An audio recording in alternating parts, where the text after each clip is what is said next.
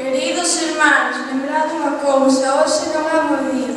Hoxe é o día de todas as mulleres, de cada neno e nena, que levanta a súa voz polos seus dereitos.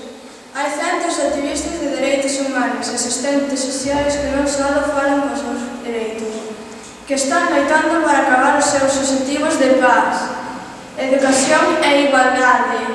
Miles morreron por terroristas e millóns foron feridos. Eu son un deles. E aquí estou eu, unha nena entre moitos, que non só falo só por min, sino por aqueles que loitaron todos os seus dereitos, por os seus dereitos. O seu dereito a vivir en paz, o seu dereito a ser tratados con dignidade, o seu dereito á igualdade de oportunidades, o seu dereito de ser educado.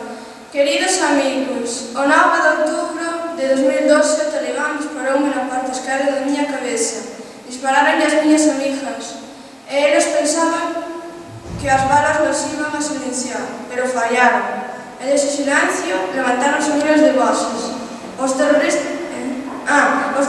pensaron que cambiarían as miñas metas, que pararían as miñas ambicións, pero nada cambiou na miña vida excepto isto. A debilidade, o medo e a desesperanza morreron. A forza, o poder e a coraxe naceron.